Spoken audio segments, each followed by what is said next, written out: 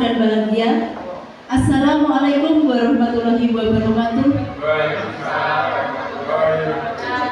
Damai sejahtera, Om Swastiastu, Namo Buddhaya, salam kebajikan, rahayu untuk kita semua di ruang kelas 3 SD Negeri Sukoharjo 01. Pertama-tama marilah kita panjatkan puji syukur kehadirat Allah Subhanahu wa Ta'ala atas segala rahmat dan karunia-Nya. Hari ini kita dapat berkumpul bersama dalam acara diseminasi budaya positif dalam rangka memenuhi tugas pendidikan calon guru penggerak angkatan 9. Sholawat serta salam juga marilah kita curahkan kepada Nabi besar Muhammad Sallallahu Alaihi Wasallam. Semoga di yaumul akhir nanti kita semua mendapatkan syafaatnya. Amin Allahumma amin. Izinkanlah saya menyampaikan ucapan terima kasih kepada Bapak Ibu semuanya yang telah memenuhi undangan saya untuk hadir dalam acara diseminasi budaya positif sekolah.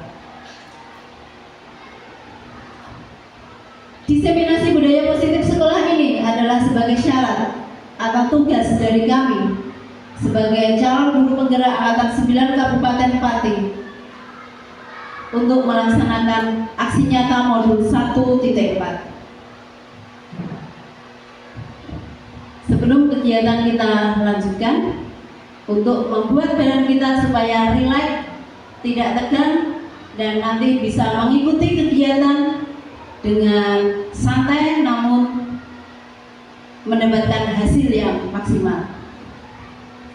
Nanti Bapak Ibu semuanya mengikuti gerakan. Silakan berdiri Bapak Ibu semuanya, mencari tempat yang longgar karena kita akan bergerak-gerak untuk melenturkan badan kita. Kita tunggu iklannya.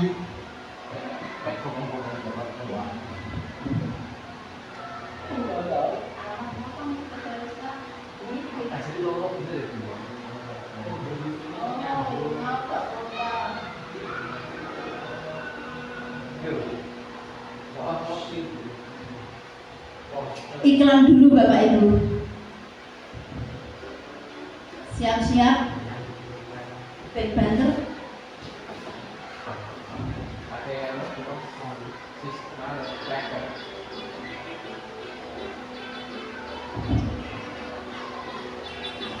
Sekarang dirinya Bu.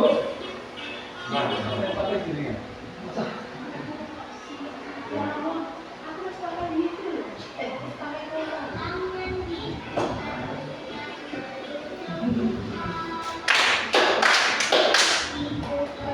Langsung mawon Bu, belum sangat Kurang keras ya. Ayo mulai kemana?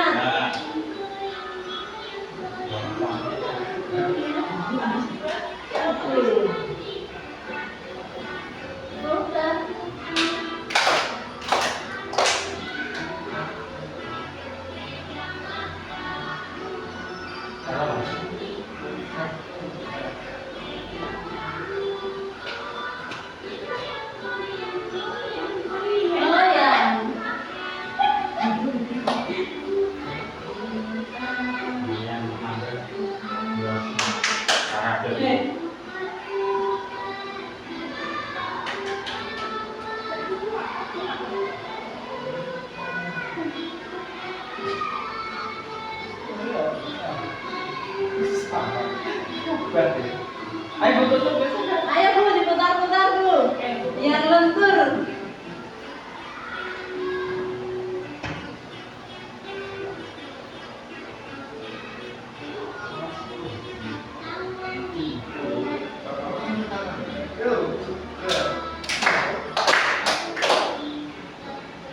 Ayo Pak Putra.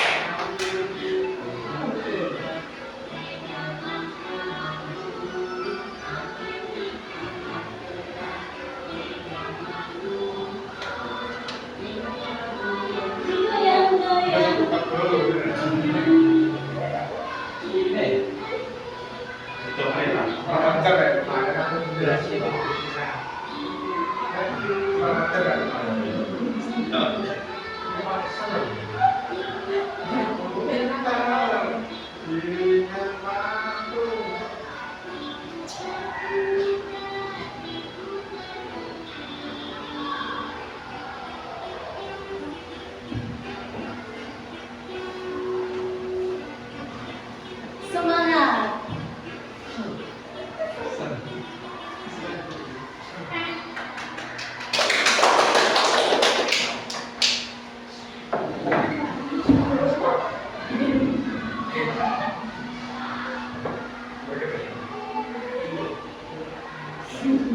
Lumayan guys, Bapak Ibu semuanya, badan kita jadi sudah rileks, agak-agak kemeringat sedikit. Tapi semoga ini menjadikan menambahkan semangat kita untuk melakukan kegiatan siang hari ini. Ya, tadi itu adalah kegiatan ice breaking, dimaksudkan untuk membangun suasana belajar yang dinamis, penuh semangat, antusiasme, menyenangkan, fun, ya, serta serius tapi santai. Bagaimana Bapak Ibu? Menyenangkan, kita having fun. Jadi senang-senang, menarik-menarik, karena di rumah kita juga tidak akan melakukan kegiatan seperti itu.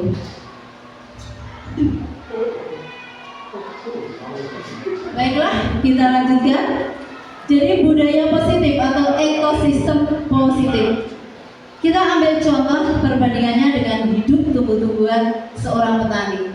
Dalam hakikatnya, sama kewajibannya dengan seorang pendidik. Karena Ki Hajar Dewantara mengibaratkan bahwa guru adalah ibarat seorang petani yang menanam padi misalnya, hanya dapat menuntun tumbuhnya padi. Ia dapat memperbaiki kondisi tanah, memelihara tanaman padi, memberi pupuk dan air, membasmi ulat-ulat atau jamur-jamur yang mengganggu hidup tanaman padi dan lain sebagainya. Kita sebagai guru menuntut tumbuh kembangnya murid-murid kita untuk menjadi manusia yang berbahagia.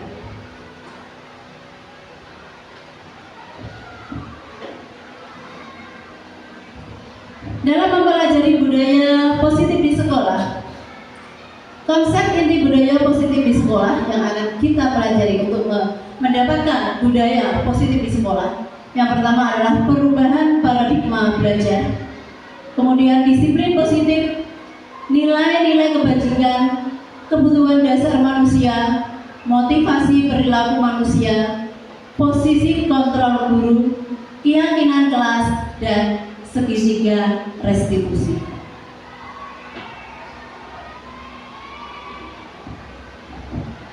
Pembelajaran dengan paradigma baru. Pembelajaran dengan paradigma baru merupakan pembelajaran yang dirancang berdasarkan prinsip pembelajaran yang berdiferensiasi, sehingga para peserta didik belajar sesuai dengan kebutuhannya berdasarkan teori psikologi modern untuk mewujudkan profil pelajar Pancasila. Di mana kita tahu bahwa dimensi dari profil pelajar Pancasila ada berapa Bapak Ibu? Ada 6. Yang pertama adalah monggo Bu Novi.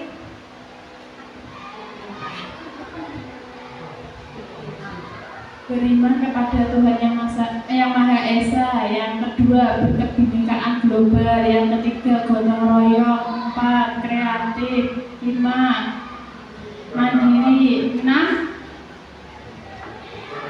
bernalar kritis. Tepuk tangan untuk Ibu Novi.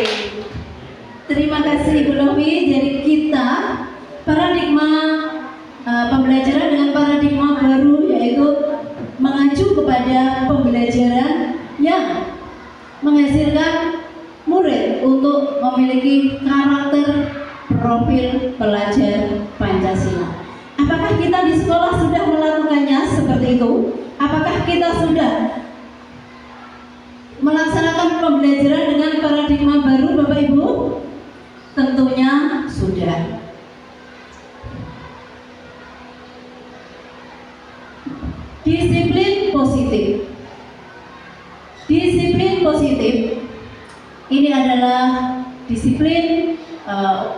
kita mengenal disiplin dengan makna sesuatu yang dilakukan seseorang pada orang lain untuk mendapatkan kepatuhan yang cenderung dihubungkan kata disiplin dengan ketidaknyamanan. Disiplin positif merupakan salah satu cara penerapan disiplin yang bertujuan untuk menumbuhkan kesadaran serta memberdayakan peserta didik tanpa imbalan penghargaan, reward, ancaman, atau hukuman. Dari keduanya tersebut adalah merupakan motivasi ekstrinsik atau motivasi eksternal, yaitu motivasi yang berasal dari luar diri seseorang. Seseorang melakukan sesuatu, misalnya melakukan disiplin, itu biasanya karena apa? Karena tidak ingin dihukum. Jadi mencari mendapatkan kepatuhan yang cenderung dihubungkan kata disiplin dengan ketidaknyamanan. Ketidaknyamanan karena kalau mereka tidak disiplin nanti akan cenderung mendapatkan hukuman. Seseorang melakukan sesuatu karena ingin mendapatkan imbalan, hadiah, atau penghargaan. Itu berarti dia melakukan suatu tindakan karena pengaruh dari luar diri sendiri. Sedangkan sebagai pendidik, tujuan kita adalah menciptakan peserta didik yang memiliki disiplin diri sehingga mereka memiliki perilaku yang mengacu kepada nilai-nilai kebajikan universal dan memiliki motivasi intrinsik dalam perubahan perilaku ke arah yang lebih baik. Jadi kalau motivasi intrinsik adalah motivasi yang berasal dari dirinya sendiri.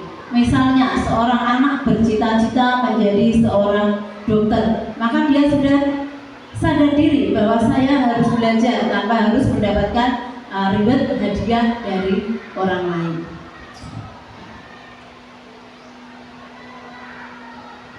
Nilai-nilai kebajikan. Nilai-nilai kebajikan yaitu nilai yang disepakati bersama, lepas dan tidak ada hubungan dengan suku bangsa, ras, agama, bahasa maupun latar belakang. Banyak nilai-nilai kebajikan. Yang ini saya contohkan adalah nilai-nilai kebajikan dari profil pelajar Pancasila, di mana kita tahu bahwa dimensi dari profil pelajar Pancasila, nilai-nilai kebajikannya adalah beriman dan bertakwa kepada Tuhan Yang Maha Esa dan berakhlak mulia. Kita ingin bahwa murid-murid kita adalah menjadi orang-orang yang beriman dan berakhlak mulia. Kemudian yang berikutnya adalah berkebinekaan global. Bahwa kita tahu bahwa Indonesia ini adalah negara yang berbineka tunggal ika karena terdiri dari berbagai bangsa, agama, suku bangsa, sehingga kita perlu membekali murid-murid kita dengan karakter yang berkebinekaan global. Yang berikutnya adalah gotong royong. Kita tahu bahwa kita akan mengerjakan sesuatu bila dilakukan dengan bergotong royong, tentu akan lebih ringan dan lebih cepat selesai. Kemudian mandiri, kreatif, dan bernalar kritis. Nilai-nilai kebajikan yang lain yang berasal dari keterampilan hidup atau life skill, di antaranya adalah dapat dipercaya, lurus hati, tidak merendahkan orang lain, sebagai pendengar yang aktif dan memberikan yang terbaik pada diri. Kita tentu menginginkan bahwa murid-murid kita di kelak kemudian hari adalah menjadi orang-orang yang dapat dipercaya, menjadi orang-orang yang baik dengan lurus hati, tidak merendahkan orang lain, tapi saling menghargai dengan orang lain.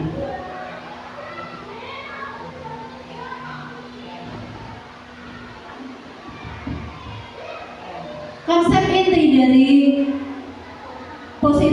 budaya positif di sekolah yang berikutnya adalah kebutuhan dasar manusia. Jadi ada 5 kebutuhan dasar manusia yang harus dipenuhi. Apabila kelima kebutuhan dasar manusia itu tidak terpenuhi, maka akan menyebabkan perilaku yang tidak normal. Kita sering mengeluh bahwa ada murid-murid kita di dalam pembelajaran ada yang membuat gaduh, kemudian ada yang bermain sendiri. Nah, kemungkinan itu adalah ada salah satu kebutuhan dasar yang tidak terpenuhi. Misalnya, di kelas selalu mencari perhatian gurunya terus. Berarti ini ada, kita mencurigai, kita mencari tahu bahwa ada salah satu kebutuhan dasar anak tersebut yang tidak terpenuhi. Yang pertama adalah bertahan hidup. Kebutuhan bertahan hidup diantaranya adalah makanan, keamanan, kesehatan, tempat tinggal, dan pakaian. Kita kadang di kelas kita melihat anak dalam pembelajaran kurang konsentrasi atau melentere ya. Kita akan tanya, "Nak, kenapa kamu?" Kalau jawabannya, "Saya tadi belum sarapan, Bu." Berarti kebutuhan dasar yang belum terpenuhi adalah kebutuhan bertahan hidup. Kalau misalnya ada anak-anak kurang tertarik dengan pelajarannya, ditanya, misalnya jawabannya, "Bosan, Bu, bosan, saya ingin misalnya saya ingin bermain." Kalau ingin bermain, kebutuhan dasar apakah yang belum terpenuhi? Atau saya ingin mencari perhatian Bapak Ibu guru, berarti kebutuhan akan kasih sayang dan rasa diterima itulah yang belum terpenuhi. Kebutuhan kasih sayang dan rasa diterima dapat dipenuhi dengan kepedulian, kerjasama, berbagi, bagian dari kelompok lain. Kadang ada anak yang suka merebut jajan temannya. Itu kalau kita tanya belum tentu bahwa dia kebutuhan dasar yang belum terpenuhi adalah bertahan hidup, belum tentu. Karena kadang anak hanya ingin menggoda temannya. Kalau ingin menggoda temannya berarti kebutuhan dasar apakah yang belum terpenuhi? Nanti akan terjawab di sini. Jadi kebutuhan dasar yang berikutnya adalah penguasaan. Kebutuhan penguasaan ini diantaranya adalah harga diri, memimpin, berprestasi, rasa ingin dianggap, diakui, dan didengar. Kebutuhan dasar yang berikutnya kebebasan. Kebebasan ini diantaranya adalah mandiri, mencoba hal baru, memiliki banyak pilihan, mampu mengendalikan dirinya. Dan kebutuhan dasar yang terakhir yaitu kesenangan. Di antaranya adalah bermain, humor, tertawa, antusiasme. Jadi kalau tadi ada anak yang suka merebut jajan temannya, padahal dia sudah sarapan, sudah makan, sudah kenyang. Ketika ditanya, dia jawabnya, "Saya suka menggoda karena dia lucu, nanti dia marah terus lucu." Nah, kebutuhan dasar apakah itu yang belum terpenuhi? Berarti kebutuhan dasar apa Bapak Ibu? Karena dia ini betul sekali Pak Aris. Jadi itu adalah kebutuhan dasar akan kesenangan. Jadi setelah ini nanti Bapak Ibu bisa menganalisa kepada murid-muridnya kira-kira kebutuhan dasar apa yang belum terpenuhi yang mendasari perilaku anak-anak yang tidak normal. Yang berikutnya adalah motivasi perilaku manusia. Ya, tadi di depan juga sudah saya singgung bahwa ada motivasi eksternal. Motivasi eksternal itu adalah sama dengan motivasi ekstrinsik yang berasal dari luar diri, dan motivasi intrinsik yang berasal dari dalam diri sama dengan motivasi internal. Jadi seseorang melakukan sesuatu ada motivasinya. Apa yang menyebabkan seseorang itu melakukan sesuatu? Kalau melakukan sesuatu hanya untuk menghindari ketidaknyamanan atau hukuman, misalnya kita datang ke sekolah jam 7. Jadi dia datang jam 7 karena takut, sebelum jam 7 karena takut dihukum. Berarti itu ada motivasi eksternal atau motivasi ekstrinsik. Seseorang melakukan sesuatu dasarnya reward penghargaan. Misalnya, murid datang sebelum jam 7 karena dia akan mengharapkan imbalan hadiah, karena ada peraturan nanti yang datang sebelum jam 7 atau datang paling awal akan mendapatkan hadiah, misalnya mendapatkan hadiah Pak Jajan atau mendapatkan hadiah yang paling rajin dalam seminggu mendapatkan hadiah buku. Nah, ini juga sebuah motivasi juga yang melandasi anak tersebut, misalnya ingin datang lebih awal, tetapi motivasi yang ada itu adalah motivasi ekstrinsik, masih dari luar, pengaruh dari luar. Namun untuk motivasi intrinsik ini adalah untuk menjadi orang yang mereka inginkan dan menghargai diri sendiri dengan nilai yang mereka percaya. Jadi perilakunya, motivasi dia melakukan tindakan itu adalah murni dari dalam dirinya sendiri. Itu adalah motivasi intrinsik. Di antara motivasi tersebut, manakah yang seharusnya, sebaiknya dimiliki oleh seorang murid? Motivasi yang mana Bapak Ibu?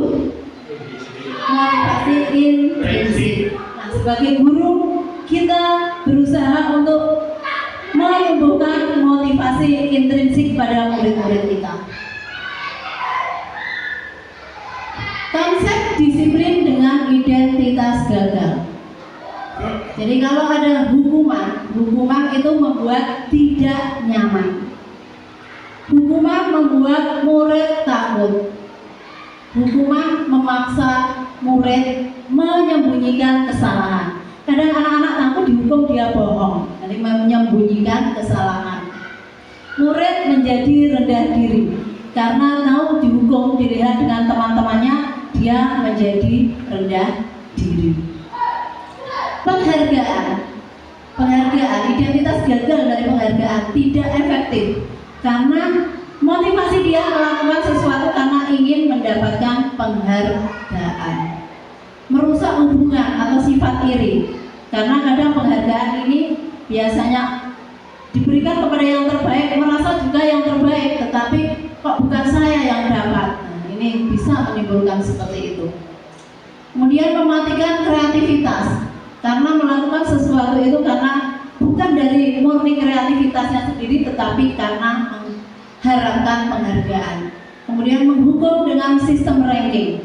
Jadi sistem ranking itu kalau tertulis di dalam rapor zaman dulu kita sekolah kan selalu ada ranking 28 sampai tua ranking 28. Padahal di kemudian hari setelah tua terjadi perubahan karena sudah rajin belajar, sudah berusaha, akhirnya menjadi yang terbaik, tetapi masih tertulis di situ ranking 28 dari 28 siswa. Nah, inilah kenapa kita juga sekarang tidak ada sistem ranking. Kemudian menghukum dengan merampas hak menghargai dirinya sendiri. Karena kalau tidak mendapat penghargaan akan merasa kurang berharga, padahal setiap orang itu memiliki kelebihannya masing-masing.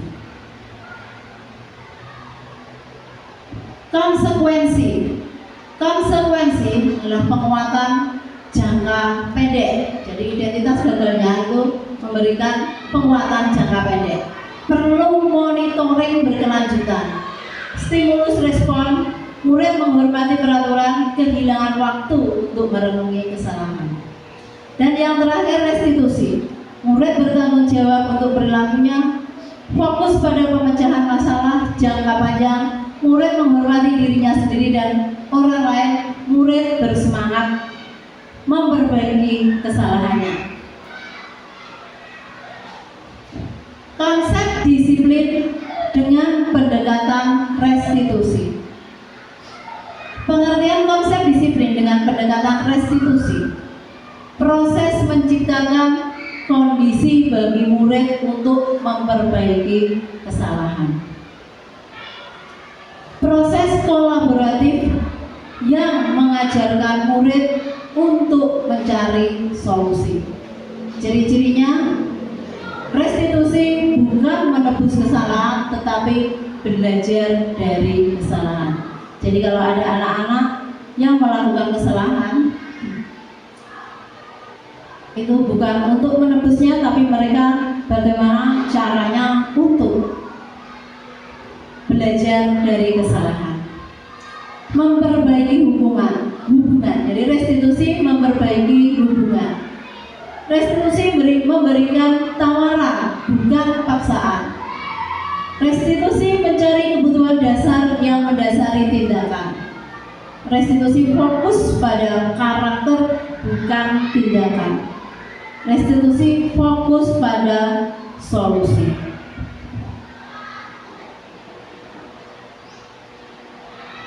Nah, sekarang perhatikan, ini ada tindakan guru dan hukuman atau konsekuensi.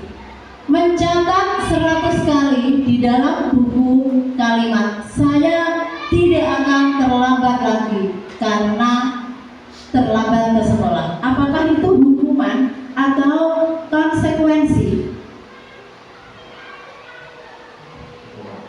Yang mana Bapak Ibu? Tidak perlu takut salah. Tidak ada salah yang benar. Nanti kita akan tahu. Ya, hukuman kita catat, hukuman. Yang berikutnya, lari mengelilingi lapangan basket 2 kali karena terlambat hadir di sekolah. Hukuman ataukah konsekuensi? Yang lain? Hukuman. Kompak, tidak ada yang konsekuensi. Kompak dicatat hukuman. Yang berikutnya, murid diminta untuk push up 15 kali karena tidak menggunakan masker ke sekolah. Kompak sekali, hukuman kita catat. Berikutnya, menggantikan kertas tugas teman yang telah dicoret-coret. Yang lain? Ada yang hukuman, beda pendapat, tidak masalah.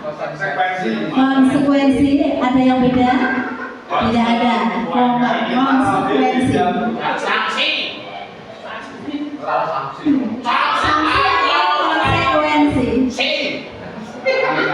atau konsekuensi? Yang berikutnya, membersihkan tumpahan air di meja tulis karena tersenggol pada saat belajar. Konsekuensi dicatat. Yang berikutnya, meminta murid tidak mengenakan sepatu seharian di sekolah karena tidak. Kita lanjutkan Bapak Ibu. Jadi perbedaan antara hukuman dan konsekuensi. Hukuman adalah sesuatu yang menyakitkan harus terjadi. Hukuman membuat anak sakit, baik fisik maupun hati, untuk jangka waktu yang lama. Jadi kadang anak-anak yang kita hukum itu akan menimbulkan dendam pada dirinya sendiri. Dendam. Jadi di dalam dirinya itu menimbulkan dendam karena dia pernah dihukum. Karena hukuman, anak membenci kedisiplinan. Kenapa membenci kedisiplinan? Karena harus disiplin, kalau tidak disiplin dia mendapat hukuman. Jadi benci yang namanya kedisiplinan. Hukuman adalah paksaan, sudah jelas. Hukuman mendorong anak menyakiti diri sendiri. Hukuman adalah konsep diri yang buruk. Hukuman anak belajar untuk menyembunyikan kesalahan karena takut dihukum, akhirnya menyembunyikan kesalahannya. Marah, rasa bersalah, dipermalukan, merasa tak dihargai. Jadi orang yang dihukum itu merasa marah. Saya dihukum, marah. Kadang kita menghukum anak, anaknya tidak takut, malah marah. Ada itu yang seperti itu. Sedangkan konsekuensi adalah sesuatu yang harus terjadi. Kalau menumpahkan air di atas meja, ya harus segera dibersihkan lagi. Konsekuensi. membuat anak merasa tidak nyaman dalam jangka waktu pendek. Anak menghargai disiplin. Menghargai disiplin karena takut dengan konsekuensinya. Kalau tidak disiplin kan mendapatkan sanksi. Stimulus respon. Mendorong anak agar mudah menyesuaikan diri. Konsep diri yang baik. Anak belajar untuk mematuhi peraturan. Dan kehilangan hak dibuat tidak nyaman, diasingkan untuk sementara waktu. Nah, konsekuensi.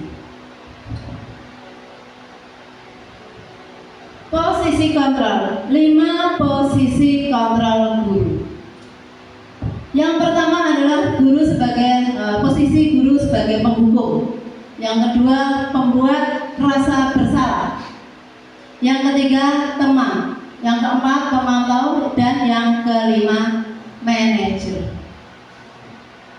Posisi kontrol sebagai penghukum. Itu ada contoh, ya, contoh kasus siswa tidak memakai atribut lengkap saat upacara bendera. Kalau guru posisinya adalah sebagai penghukum, maka guru akan menghukum siswa tersebut. Misalnya, dihukum dengan hormat pada bendera selama 1 jam. Kalau posisi guru adalah sebagai pembuat rasa bersalah, mungkin guru akan berkata, berapa kali ibu harus memberitahu kamu sudah mengecewakan ibu. Apabila guru posisi kontrolnya pada posisi teman, mungkin akan berkata, ayo dong ikuti aturan sekolah, lain kali jangan berbuat ini lagi ya.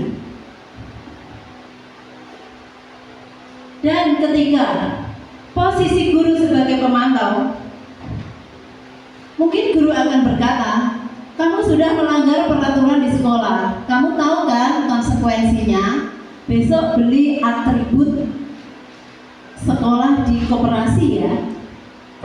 Dan apabila guru posisi kontrol yang sebagai manajer, mungkin guru akan berkata, apakah kamu tahu kesalahanmu? Bagaimana kamu akan memperbaikinya? Nah, sebagai guru selama ini berada di posisi manakah kita? Di posisi mana Bapak Ibu? Coba kita berbagi pengalaman urut dari guru kelas 1.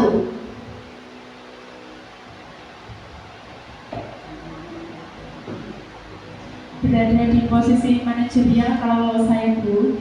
Ya, contohnya kasusnya Banyak kelas 1 yang berantem kan. Di situ saya panggil satu persatu siapa saja yang berantem. Kemudian saya tanya satu persatu anak tersebut, apa yang terjadi? Kemudian kesalahanmu apa? Setelah itu saya beri solusinya.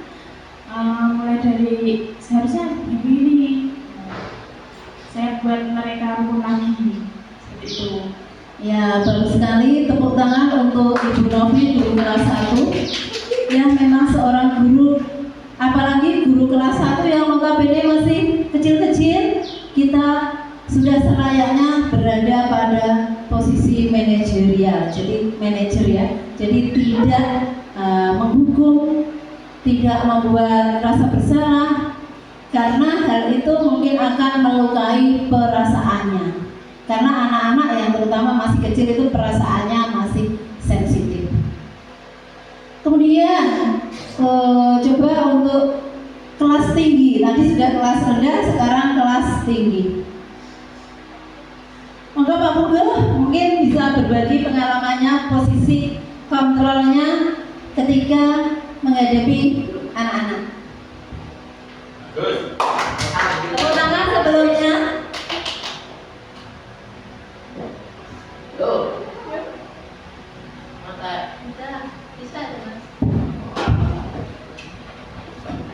Terima kasih calon menteri kelas 6 dan posisikan diri sebagai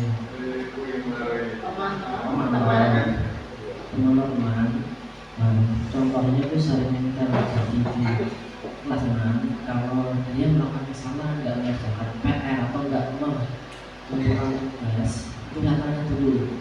Nah, kalau nggak mengumpulkan tugas kenapa? Terus saya ingin besok saya kasih waktu 1 sampai 2 hari silahkan dikumpulkan. Kalau enggak nanti ya ada konsekuensinya buat yang namanya titik seri sama barangkali kalau udah buat titik seri untuk konsekuensinya nanti langsung buat 2 arah titik, jadi buat 2 sebagai pembelajaran juga. Jadi siswa itu lebih tahu kalau pembelajarannya itu seri atau barang itu kan lebih tahu daripada hanya satu sisi. Terima kasih. Ya, terima kasih untuk Bapak Pugu, guru kelas 6. Tepuk tangan untuk Bapak Pugu. Jadi Bapak Pugu sudah berbagi pengalaman dalam menghadapi permasalahannya di kelas. Misalnya ada anak yang tidak mengerjakan tugas, maka diberikan konsekuensi ya. Kalau seperti itu sepertinya konsekuensi ya Pak Pugu ya. Jadi bukan hukuman, tapi memang posisinya sebagai pemantau tadi ya, memantau dan memberikan konsekuensinya. Jadi untuk teman-teman, Bapak Ibu guru SD Sukoharjo 01 ini ternyata sudah memosisikan dirinya yang tadi kelas 1 adalah posisi manajer karena takut melukai perasaan anak-anak, jadi tidak ingin melukai perasaan anak-anak karena anak-anak itu perasaannya masih sensitif. Dan di kelas 6 berdasarkan pengalamannya tadi, berbagi pengalamannya dengan sebagai pemantau. Namun Bapak Ibu sebagai seorang guru, jadi posisi kontrol yang seharusnya berada atau seharusnya dilakukan Bapak Ibu adalah posisi manajer.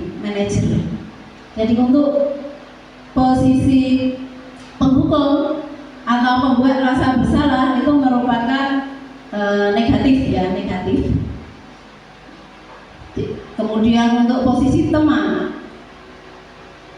dan pemantau itu adalah positif. Namun untuk manajer itu adalah sedang kontrol diri. Jadi pengaruh negatif, pengaruh positif. Sedangkan yang posisi manajer itu adalah kontrol diri. Inilah yang diharapkan dari Bapak Ibu guru untuk menempatkan diri sebagai manajer. Nah, sekarang ini kita perhatikan, kemudian kita masukkan apakah posisi kontrolnya. Yang pertama, saya kecewa sekali dengan kamu. Coba kira-kira posisi kontrol apa yang sudah dilakukan guru? Merasa bersalah. Yang lain bagaimana Bapak Ibu? Saya kecewa sekali dengan kamu.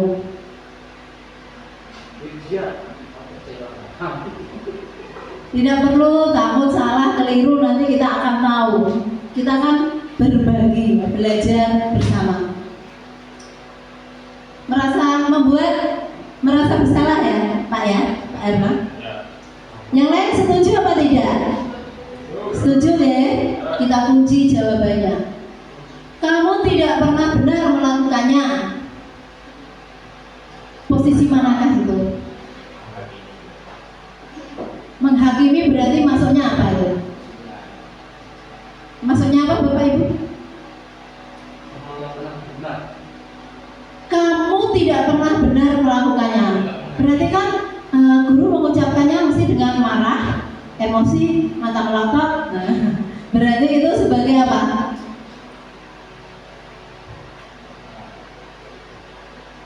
Sebagai apa Bapak Ibu?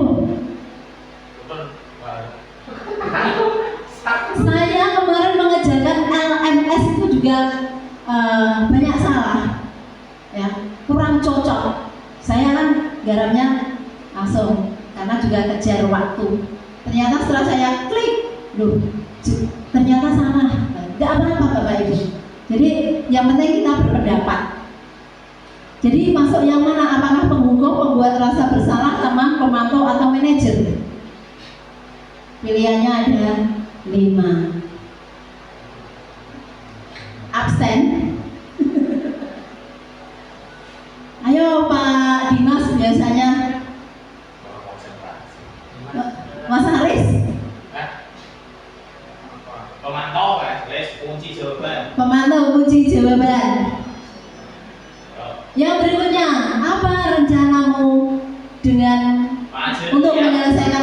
ini.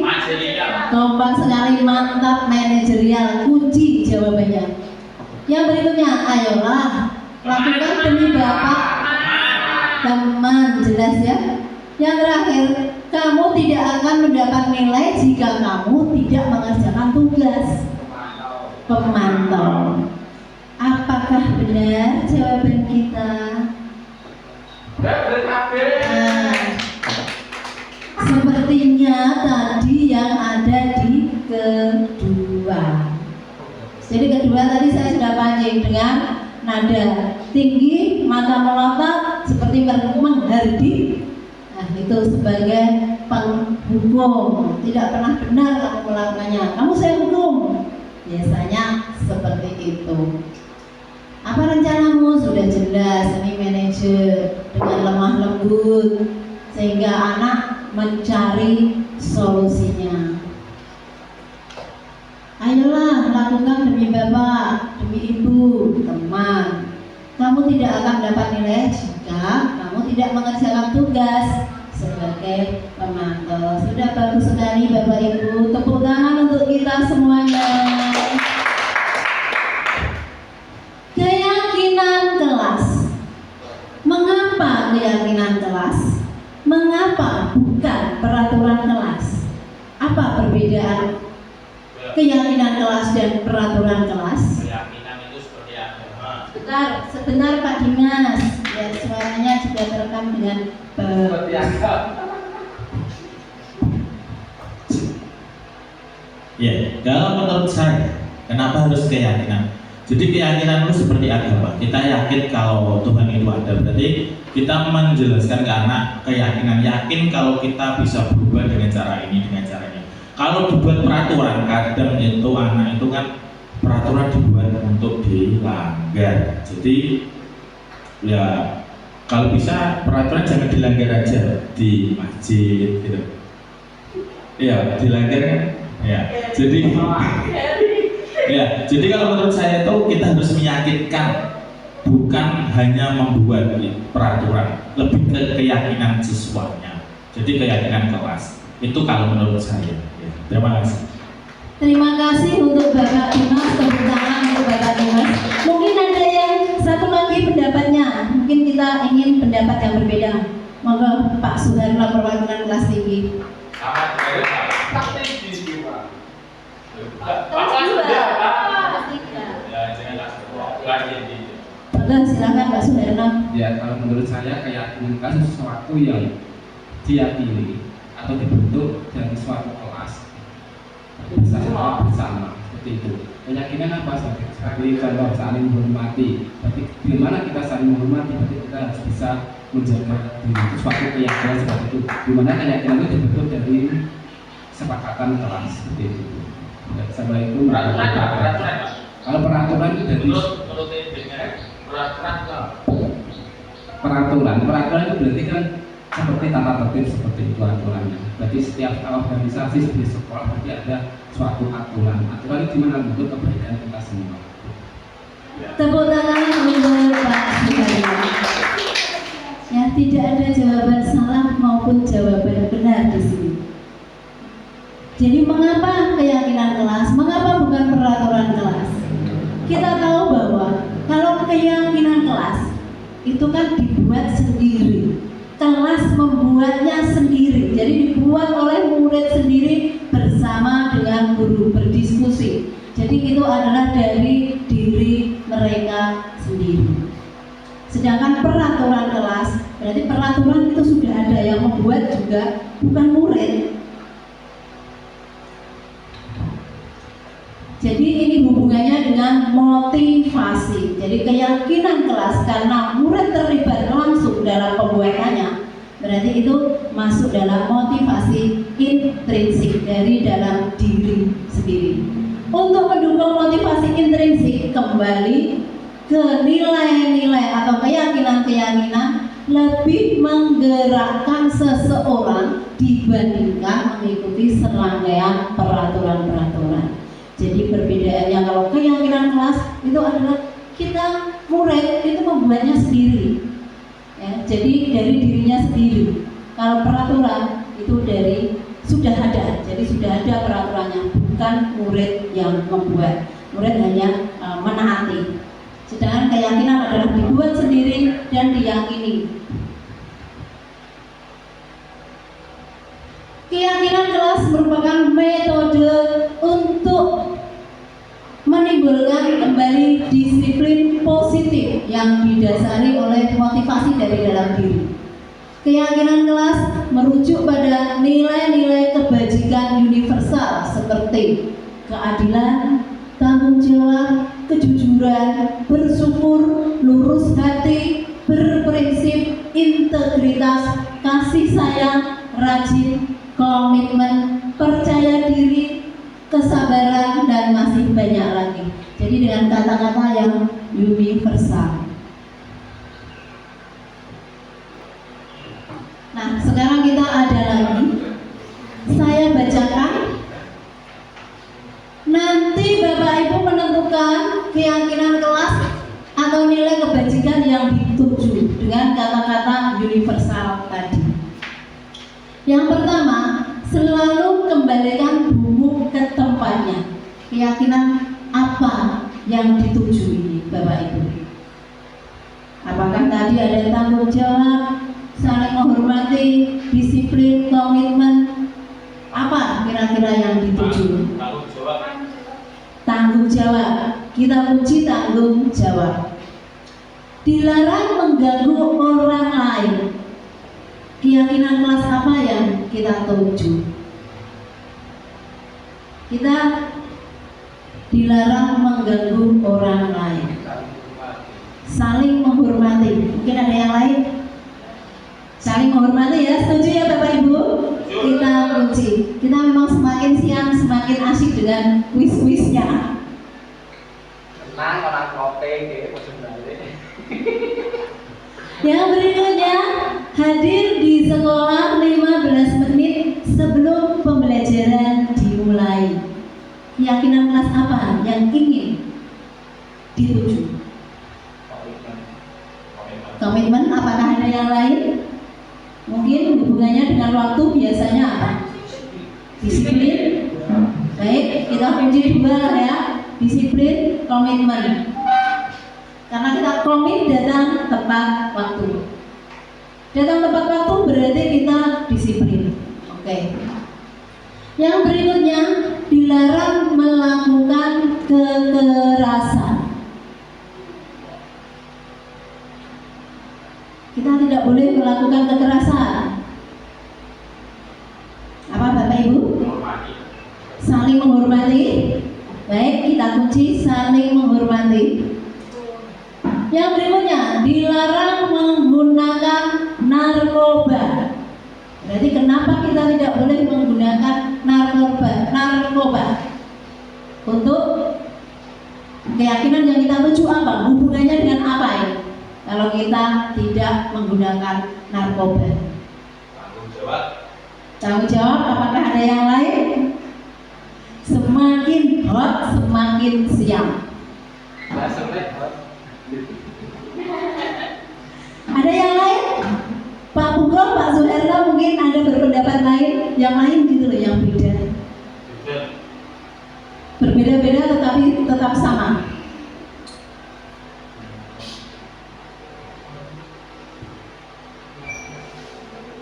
Dilarang menggunakan narkoba. Ini hubungannya dengan apa? Keyakinan kelas yang kita tuju adalah apa? Keyakinan. Enggak, yakin. Sehat. Betul. Dikunci dulu. Lupa.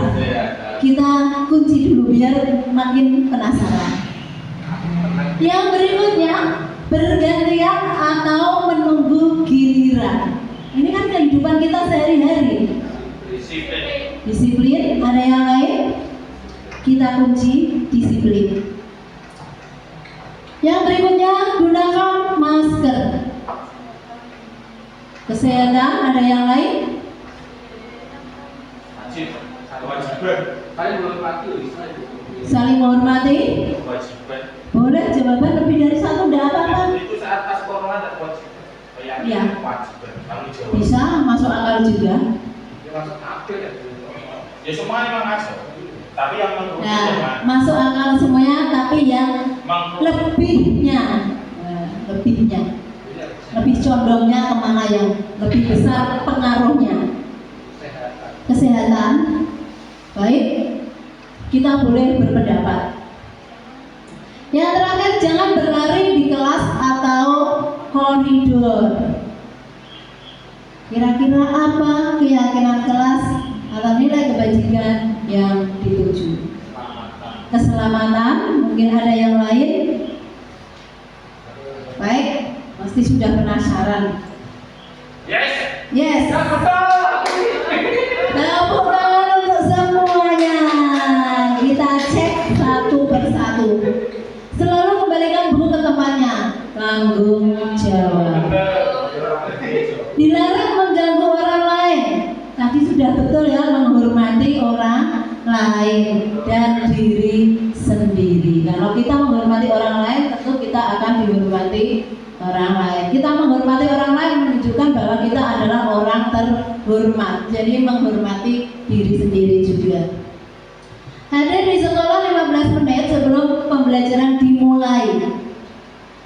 Nah, menghormati orang lain dan komitmen. Jadi komitmen. Ternyata bukan disiplin. Kemarin saya tuh ngisi ya disiplin, tapi ternyata setelah saya klik, loh, ternyata tidak sama dengan kunci jawabannya. Ternyata lebih ke berkomitmen. Jadi sudah ada aturannya seperti itu, maka kita komitmen. Dilarang melakukan kekerasan. Tadi sepertinya jawabannya sudah betul ya, menghormati orang lain dan juga keselamatan. Karena yang namanya kekerasan, yaitu hubungannya dengan keselamatan. Kekerasan kan bisa juga penganiayaan. Nah. Dilarang menggunakan narkoba. Kesehatan. Ya, tepuk tangan ini untuk Pak Taufik Nur Rohim. Di saat yang lain masih blank, bingung, ternyata Pak Taufik Nur Rohim sudah betul. Kesehatan.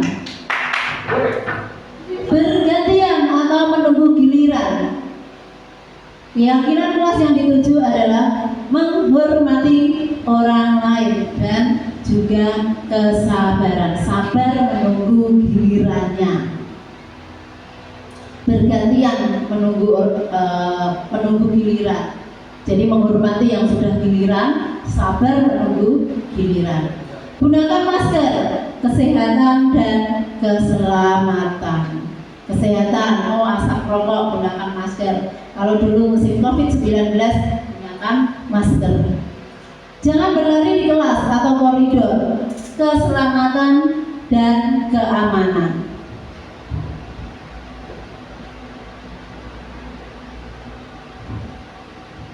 Pembentukan keyakinan kelas.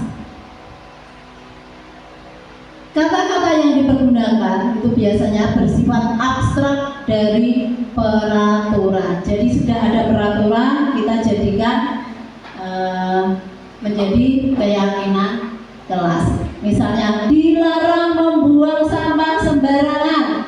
Kalau kita jadikan menjadi keyakinan kelas, kata-kata apa yang paling cocok? Dilarang membuang, peraturannya dilarang membuang sampah sembarangan. Keyakinan kelasnya adalah kebersihan. Jadi kebersihan. Jadi tulisannya cuma kebersihan. Iya, itulah keyakinan kelas. Jadi universal, luas. Berupa pernyataan universal. Dibuat dalam pernyataan positif. Kalau peraturan kan masih dilarang, buanglah, masih perintah. Nah, ini dibuat dalam pernyataan positif kalau untuk keyakinan kelas. Sesuai dengan kondisi kelas dan sekolah sehingga mudah diterapkan. Semua warga kelas sekolah dilibatkan dalam membuat, seperti yang tadi, bahwa keyakinan kelas murid terlibat dalam pembuatan keyakinan kelas. Yang terakhir sedikit saja agar mudah diingat, karena universal walaupun sedikit itu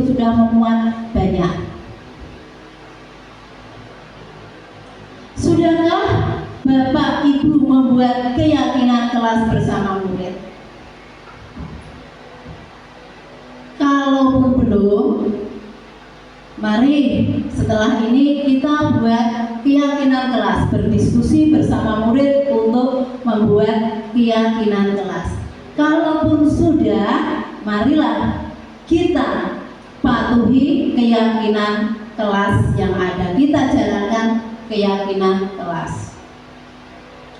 Kapan kita sebaiknya membuat keyakinan kelas? Keyakinan kelas sebaiknya dibuat kapan Bapak Ibu? Awal kelas. Ya, awal tahun ajaran. Jadi kita naik kelas, langsung kita buat keyakinan kelas. Seharusnya seperti itu. Kalaupun masih ada Bapak Ibu yang belum membuatnya, silakan nanti setelah kegiatan ini kita buat keyakinan kelas. Kita lanjutkan restitusi. Apa itu restitusi? Restitusi adalah proses menciptakan kondisi bagi murid untuk memperbaiki kesalahan mereka sehingga mereka bisa kembali pada kelompok mereka dengan karakter yang lebih kuat. Ini menurut Bosen 2004.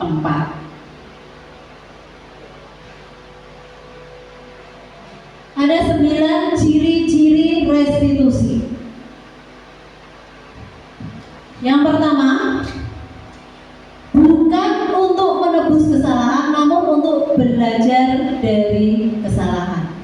Yang kedua, untuk memperbaiki hubungan. Ketiga, tawaran bukan paksaan. 4, restitusi menuntun untuk melihat ke dalam diri. Kelima, restitusi mencari kebutuhan dasar yang mendasari tindakan. 6, restitusi diri adalah cara yang paling baik untuk memperbaiki diri. Ketujuh, restitusi fokus pada karakter bukan tindakan. 8, restitusi fokus pada solusi, jadi bukan menyalahkan, tetapi fokus pada solusi. Yang terakhir, restitusi mengembalikan murid yang berbuat salah pada kelompoknya. Segitiga restitusi, yaitu suatu proses dialog yang dijalankan oleh guru agar dapat menghasilkan murid yang mandiri dan bertanggung jawab. Ada 3 tahapan dalam segitiga restitusi. Yang pertama adalah menstabilkan identitas dengan prinsip bahwa membuat kesalahan adalah bagian dari pembelajaran. Guru dalam menstabilkan identitas bisa berkata, berbuat salah itu wajar. Tidak ada manusia yang sempurna. Ibu juga pernah melakukan itu. Bapak tidak mau mencari kesalahan, tapi Bapak ingin mencari solusi dari permasalahan. Kamu berhak merasa begitu. Jadi ini menstabilkan identitas. Kalau ada anak yang melakukan kesalahan, distabilkan dulu emosinya. Tidak dimarah-marahi, disalah-salahkan, tetapi kalau bahasa Indonesianya ya, anak berbuat salah malah diem-diem, ya tidak tegang. Tahap yang kedua yaitu validasi tindakan yang salah. Setelah distabilkan, kemudian divalidasi tindakan yang salah dengan prinsip bahwa setiap perilaku berupaya memenuhi suatu kebutuhan tertentu. Guru bisa berkata, kamu pasti punya alasan melakukan hal itu. Kamu patut bangga karena mempertahankan hal penting bagimu kan? Kamu melakukannya karena mempertahankan sesuatu yang penting bagimu kan? Jadi anak itu sudah berbuat salah, tadi sudah diam-diam distabilkan identitasnya. kemudian divalidasi tindakan yang salah dengan kalimat-kalimat yang sepertinya meneduhkan hati. Jadi anak melakukan kesalahan tidak langsung takut, tapi justru mendapatkan kalimat-kalimat yang bisa membuat hati adem. Tahap yang ketiga yaitu menanyakan keyakinan. Dalam menanyakan keyakinan berdasarkan prinsip teori kontrol bahwa pada dasarnya kita termotivasi secara intrinsik. Dalam tahapan ini guru bisa berkata, apa keyakinan kelas kita? Nilai-nilai apa yang telah disepakati bersama? Seperti apa gambaran kelas yang ideal menurut kamu? Kamu ingin menjadi orang yang seperti apa? Nah, setelah tadi distabilkan bahwa saya juga pernah melakukan kesalahan seperti itu, kamu tidak salah mempertahankan. Sekarang ditanya, keyakinan kelas kita apa? Apa keyakinan kelas kita yang sudah kamu langgar? Contohnya seperti itu. Intervensi 30 detik. Intervensi ini bisa membantu murid kembali ke tujuan semula dengan cukup singkat dan dengan cara non-konfrontatif. Jadi dengan kalimat-kalimat pertanyaan di bawah ini membuat murid kembali ke tujuan semula tanpa konfrontatif. Yang pertama, apakah kamu ingin berbuat lebih baik? Nah, setelah melakukan kesalahan, tahu kesalahannya, ditanya, apakah kamu ingin berbuat lebih baik? Tentu anak murid biasanya menjawabnya, ya Bu. Apakah saat ini kamu sedang menjadi orang yang sedang kamu inginkan? Kalau misalnya anak itu jodosi kancane, apakah kamu ingin yang sedang dilakukan melakukan kekerasan pada temannya? Ini tentu akan membuat murid itu akan berpikir, apakah kamu bisa mengubah kegiatan atau perilaku kamu saat ini menjadi sikap yang lebih membantu? Apakah wajar membuat kesalahan? Bisakah kita memperbaikinya? Apa yang kamu lakukan saat ini sudah sesuai? Apa kamu siap untuk mulai? Peraturannya apa? Sepertinya kamu punya masalah. Apa yang saya bisa bantu apa? Nah, biasanya anak melakukan suatu kesalahan kan tentu ada masalah. Kita tawarkan, apa yang bisa saya bantu? Saat ini kamu seharusnya berbuat apa? Apa yang bisa saya bantu agar kamu bisa melakukannya? Apakah saya bisa bantu kamu agar dapat segera mulai? Apakah tugas kamu saat ini? Bagaimana kamu ingin diperlakukan pada kegiatan ini? Bisakah kamu melakukannya? Apa yang kamu inginkan? Peraturannya apa? Nah, semuanya ini dikembalikan kepada murid sehingga murid akan berpikir dan nanti akan menemukan solusinya, tentunya bersama dengan guru yang berperan sebagai manajer.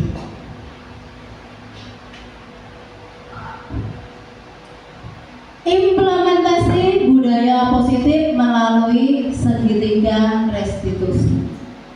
Definisi manusia merdeka menurut Ki Hajar Dewantara adalah manusia yang secara lahiriah dan batiniah tidak tergantung pada orang lain. Hal ini berarti adalah manusia yang otonom, berdiri sendiri, dan mandiri. Dalam posisi kontrol, kita mempunyai ilusi-ilusi bahwa seorang guru mengontrol muridnya. Itu sebenarnya adalah hanya ilusi. Karena yang mampu mengontrol dirinya sendiri, mampu mengontrol itu adalah dirinya sendiri, bukan orang lain.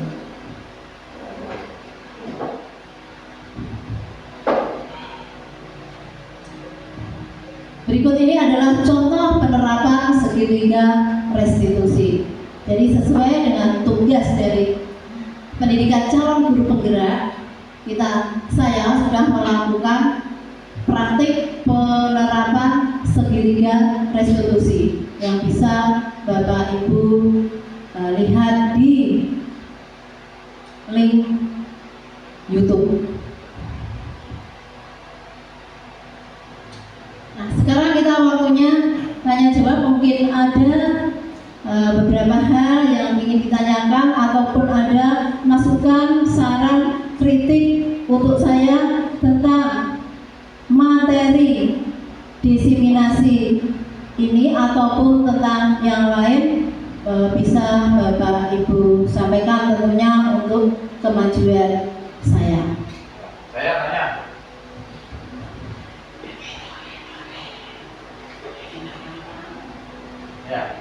Ya, terima kasih untuk waktunya. Yang saya ingin tanya, kalau menurut Ibu itu bagaimana cara ketika meyakinkan ya, kita membuat keyakinan bagi siswa?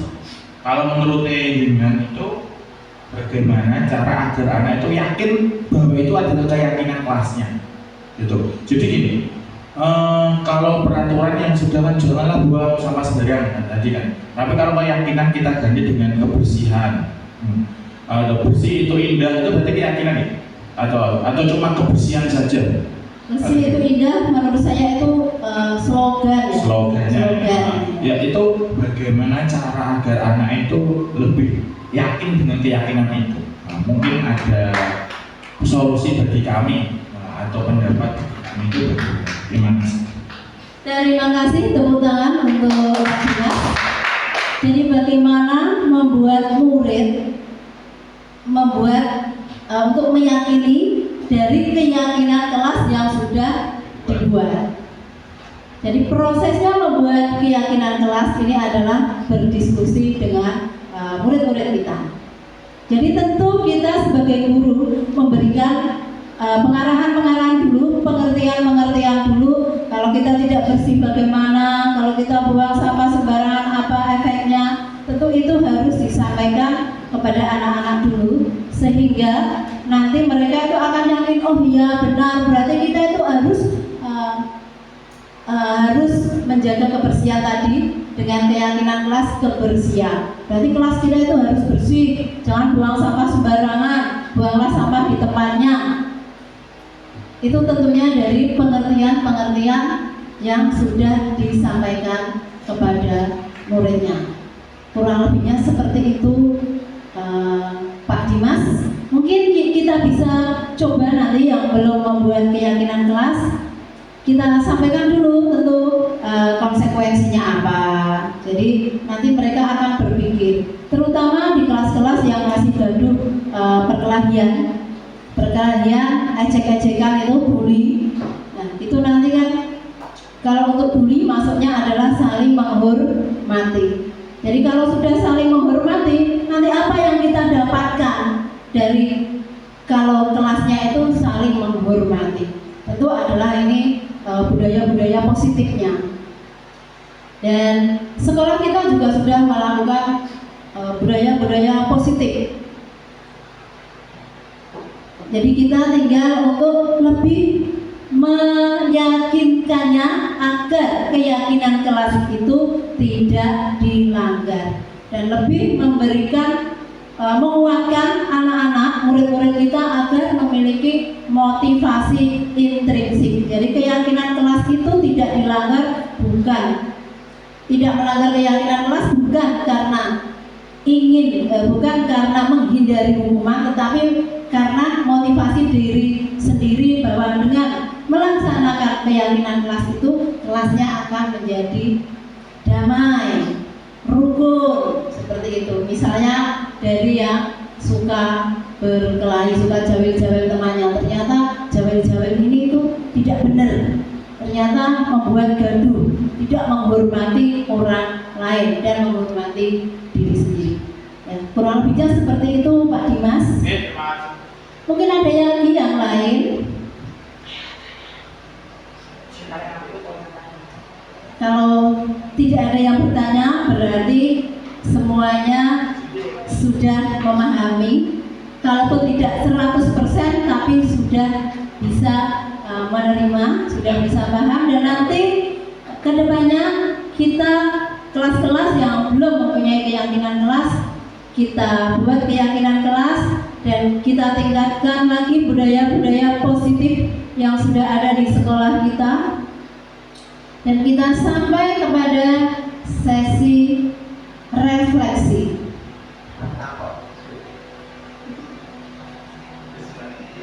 Saya ingin Bapak Ibu memberikan refleksi atas kegiatan siang hari ini. Yang pertama, bagaimana perasaan Anda setelah melakukan kegiatan ini? Yang kedua, hal penting apa yang telah Anda pelajari hari ini? Dan yang ketiga, mengapa Anda memandangnya penting? Dan saya harapkan semua yang hadir siang hari ini memberikan refleksinya. Kita mulai dari Bapak Dimas. Silakan Bapak Dimas. Ya, terima kasih. Silakan dipakai mic-nya, Pak. Ya, terima kasih. Kalau menurut saya untuk mengikuti kegiatan ini tuh seperti seminar, tapi yang alhamdulillah gratis, Bu.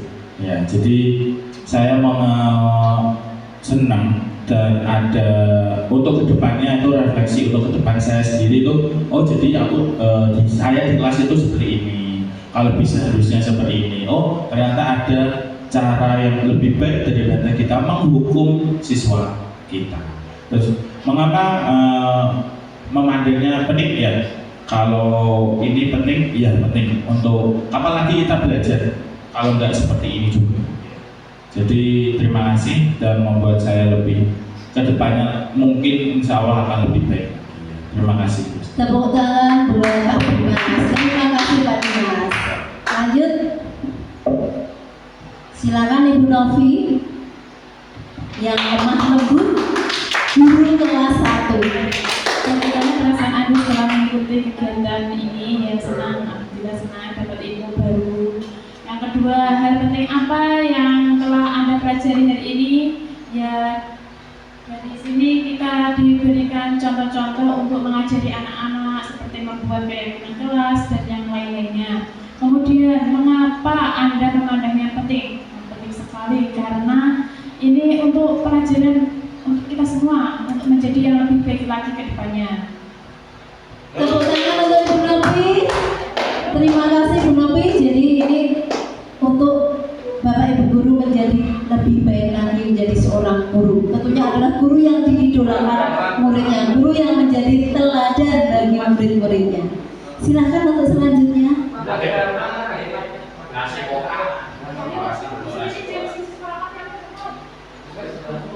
Masih ada lagi? Baiklah, terima kasih yang sudah memberikan refleksi bagaimana perasaannya setelah mengikuti kegiatan ini. Dan saya menyimpulkannya bahwa perasaannya adalah perasaan yang positif. Dan hal penting apa yang telah Anda pelajari? Penting karena ini adalah sesuatu yang bisa meningkatkan kemampuan atau keprofesionalan seorang guru. Dan mengapa Anda memandangnya penting? Penting karena kita berhadapan dengan anak-anak, dengan murid-murid kita mereka adalah generasi penerus kita.